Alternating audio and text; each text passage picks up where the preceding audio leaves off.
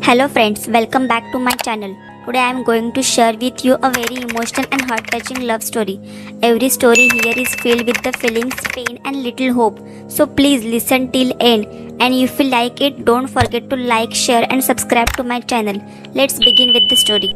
It had been 2 days since the door of the Deshmukh residence remained continuously closed. The newspapers and milk packets left outside the house were lying untouched. Due to the flat system, nobody paid attention to anyone else's home, so initially, no one noticed. But from the third day, a strange smell started coming from the house. Passers-by began holding handkerchiefs to their noses while walking by, but no one bothered to stop and ask what had happened. Eventually, an elderly neighbor, Mr. Shinde, realized the seriousness of the situation and called the police, informing them of the entire matter and providing the society's address. Inspector Abhi Puranik arrived at the given location with his investigation team. Forensic officer Mr. Desai also accompanied them. Upon reaching the building, they inquired among the gathered residents. Mr. Shinde came forward and said he was the one who had called the police. He pointed to Deshmukh's house, which was locked from the inside. Mr. Shinde explained that no one paid attention to the Deshmukh's flat. In the entire building, only the elderly kept an eye on things, while others were too busy with their own work. The police then called a key expert to unlock the door. As soon as the door opened, a strong, rotten smell disturbed everyone. Inspector Abhi and his team entered the house and moved toward the bedroom. There, they found a woman lying dead near the cupboard on the floor. She had no clothes on her body. She appeared to be around 25 years old. Seeing the situation, Inspector Abhi sent everyone out of the house and covered the woman's body with a bedsheet. Forensic officer Desai carefully documented the footprints on the floor, marks near the cupboard, and other possible evidence inside the house. Then, Inspector Abhi called for an ambulance to send the body for post-mortem. In the next phase of the investigation, Inspector Abhi questioned Mr. Shinde, who explained that the house was occupied by Raj Deshmukh and his wife, Prerna Deshmukh. The couple had moved into the society just 2 months ago. Raj's family lived in Pune and Prerna's family was in Nagpur. Due to work, Raj had to stay out of town for half the month. They had been married only 6 months. Inspector Abhi asked for Raj's mobile number, which Mr. Shinde provided. The post-mortem report revealed that Prerna had died due to strangulation. Before her death, she had engaged in sexual intercourse. There were no signs of force on her body, indicating that the act was consensual. The next day, Raj Deshmukh appeared at the police station. The police had already informed him about Prerna's death, but since he was out of town, he arrived late. He was shown Prerna's body. Raj was deeply shaken and broke down in tears. During interrogation, Raj stated that he had gone to Bengaluru for work and had been there for the past 5 days. His job required him to be out of town for 15 days every month. His family lived in Pune while Prerna's family was in Nagpur. Inspector Abhi asked if Prerna had been involved in an affair with someone, but Raj clearly denied it. He said their marriage had been arranged by their families and that Prerna had happily agreed to it. She was never forced into it. Inspector Abhi told him that, according to the post-mortem report, Prerna had engaged in consensual sexual activity before her death.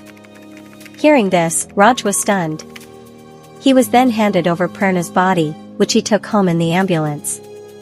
Meanwhile, Inspector Abhi instructed Inspector J to collect the call details of both Raj and Prerna. Based on call locations, there was a possibility of uncovering more suspicious information about Raj. Jay began work in that direction. Prerna's parents and in-laws arrived and performed her last rites. The house was filled with sorrow. Everyone was in shock.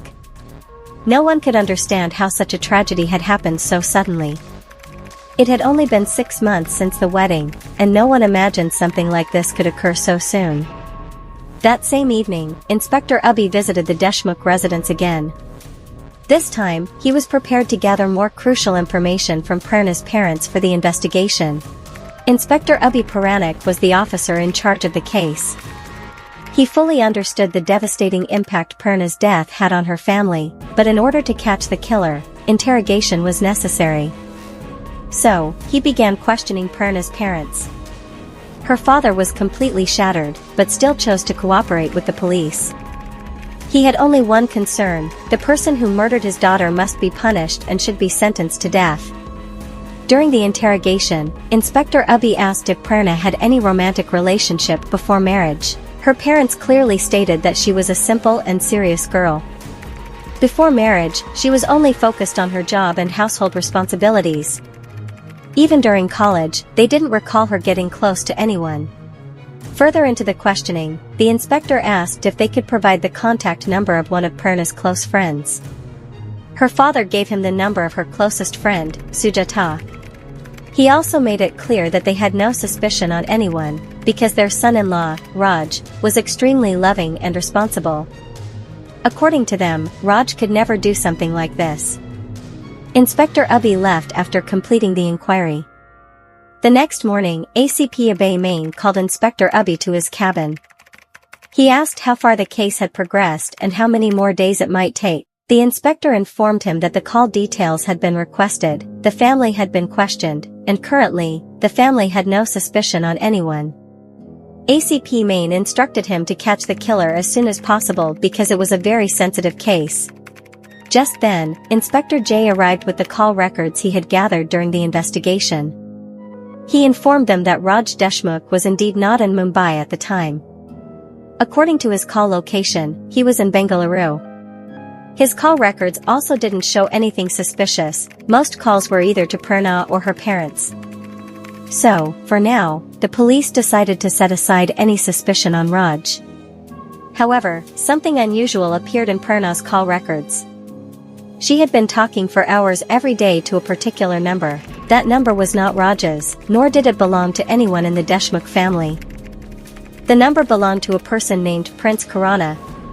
Prerna's parents had given no information about him. So, Inspector Ubby decided that he might get some information from Prerna's friend. He immediately called Sujata. He introduced himself and asked about Prerna's death.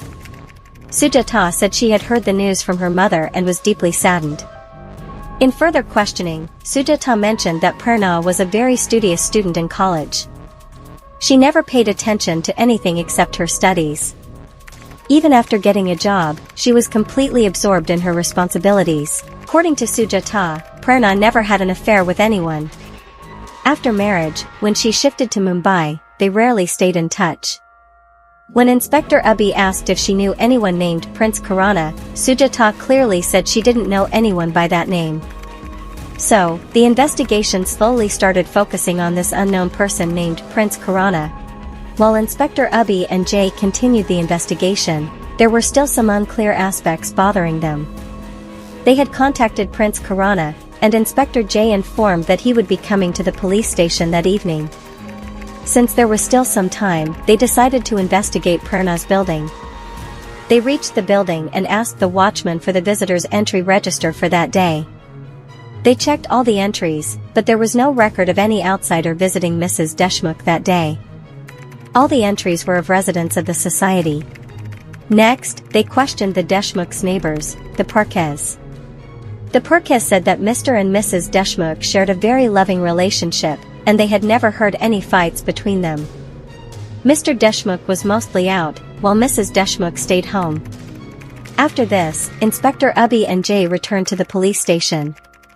In the evening, Prince Khurana arrived at the station. He said that he and Prerna had met at the gym. He had liked her from the first day and tried to become friends with her. Initially, Prerna didn't respond to his interest, but later they started having casual conversations. According to him, they spoke often, but the topics were very general: daily life, what's going on, and such. He had proposed to her multiple times, but she never showed any romantic interest. Eventually, they remained only friends. On the day of the incident, he said he was out of Mumbai, attending a friend's wedding, and provided the friend's mobile number as proof. Inspector Ubby instructed him not to leave the city. After that, they called Prerna's husband, Raj, for questioning. While speaking to him, they realized that he had no idea about Prerna's gym routine or her friendship with Prince Khurana. He said that their relationship was based on trust. He was so busy with work that he would come home late and had to leave early in the morning. Still, Prerna had never complained. He had told her about his schedule even before their marriage, and she had agreed to it. She was currently looking for a job. Meanwhile, Inspector J checked Prince Khurana's location and call records. It was confirmed that Prince was indeed out of Mumbai that day. His friend was also called to verify, and he sent photos from the wedding. Despite all this, Inspector Abhi felt that something was still missing in the investigation. Just then, his phone rang. It was his informant. The informant said that a couple living on the third floor of Mrs. Deshmukh's building had a fight, and the reason behind the fight was Mrs. Deshmukh. The noise from the fight made him suspicious that something was wrong, and that's why he passed on the information to Inspector Abhi.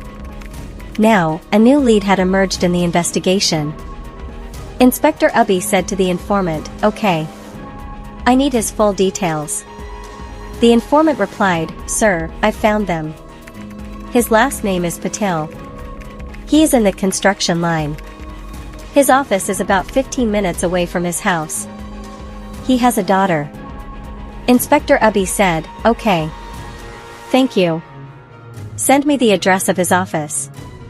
The informant immediately sent the address.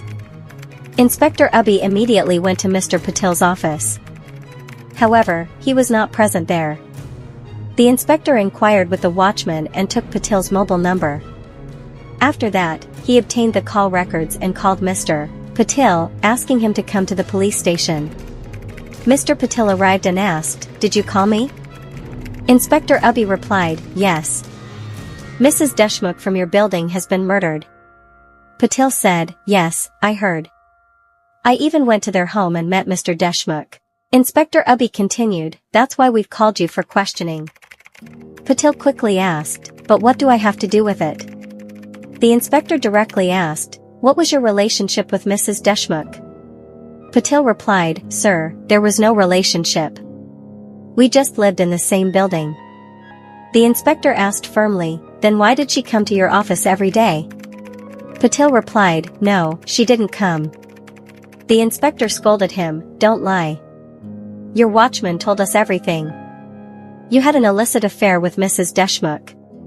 When Mr. Deshmukh wasn't home, you used to go to her house or she would visit your office. Isn't that true?" Frightened, Patel replied, "No, sir. That's all a lie." Then the inspector declared firmly, "Stop it. That's not true.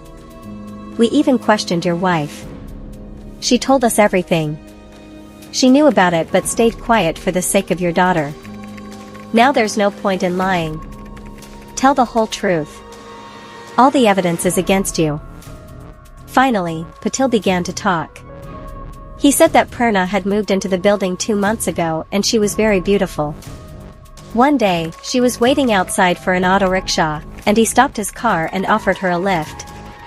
Initially, she refused, but later agreed. They had a long conversation in the car. He liked her from that very first meeting. Later, their meetings increased. Prerna used to say that her husband was always out of town. One evening she invited him to her home. When he arrived, she opened the door. He sat on the sofa while she went inside to make tea. She was wearing a pink sleeveless nightie with her hair loose. Her beauty was mesmerizing. He lost control. While she was making tea in the kitchen, he went behind her and hugged her from the back. That's where their physical relationship started. From then on, the affair continued. Sometimes she would come to his office, and sometimes he would visit her home. 15 days passed like this. One day at the office, Prerna insisted that he divorce his wife and marry her. He refused. She got angry and left. Another day, while they were together at night, she again brought up marriage and threatened to tell everything to his wife. A big fight broke out. She started yelling. To silence her, he strangled her. Within moments, her voice stopped. In panic, he laid her body down. She had no clothes on. He panicked and fled the scene. He locked the door and went home. There, he confessed everything to his wife. He admitted that he had killed her. Inspector Ubby asked him why his number didn't appear in the call records and why his location didn't match. Patil replied, "Sir, we never spoke over the phone. And whenever she came to my office, she used to leave her mobile at home." Inspector Ubby arrested Mr. Patil. He informed Prerna's husband and her family about the entire incident. Prerna's husband and her parents were completely devastated. They couldn't believe that Prerna, who had been their life partner and daughter, was involved in such behavior. The image they had of her completely shattered before their eyes. So friends, this was today's emotional love story. If you like this story, please like the video, share it to your friends and subscribe to my channel for more beautiful stories like this. Thank you so much for listening. See you soon in the next stories.